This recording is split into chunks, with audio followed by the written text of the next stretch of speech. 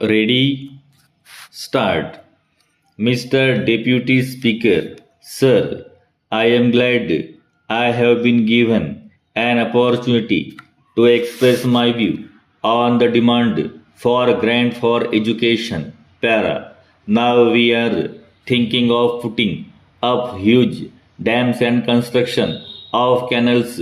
There is no doubt that these amenities will increase human welfare, but at the same time, we must see that opportunities are given to our children to rise to their fullest heights.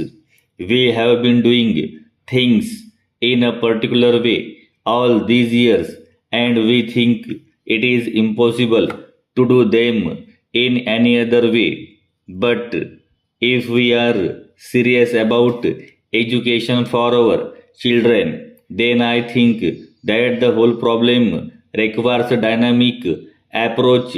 I must say that our education minister has been thinking in a dynamic way so far as certain aspects of education are concerned. In this country, I think that primary education should be the basis for all other types of education. I would like to point out that it is a big problem to tackle. I am glad that a committee has been appointed to go into the question of primary education in this state and to suggest ways and means of tackling the present situation. I hope it will make recommendations which will enable us to solve the problem of primary education speedily in this state. Para. There is another aspect to which I would like to refer. It has now become a fashion for us to say that the standards has gone down. I should like to know who has been responsible for the fall in standards.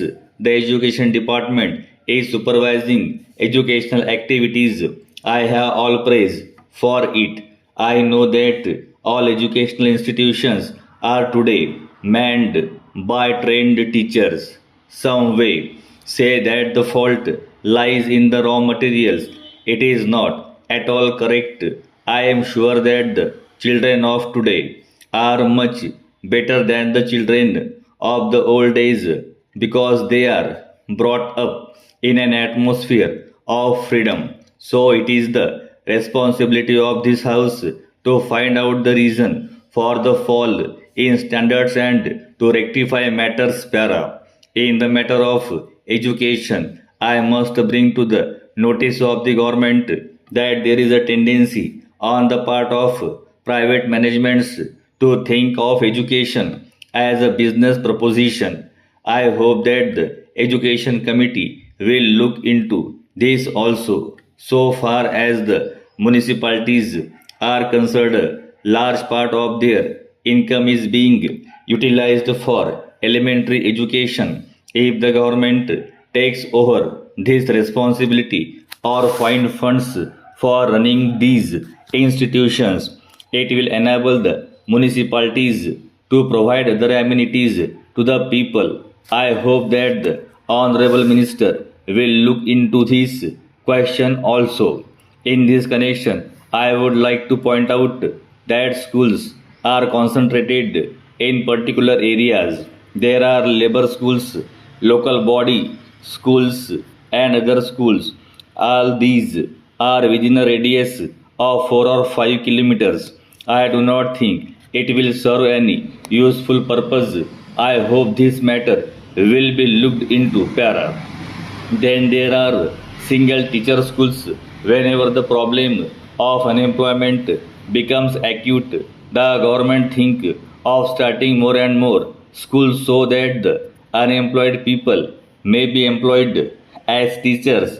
So education is thought of as a means of providing jobs for unemployed people. So there is need for a basic change in the approach of the government to the problem of education. I hope that even primary school teachers will be selected on the basis of competitive examination so that we may have good teachers.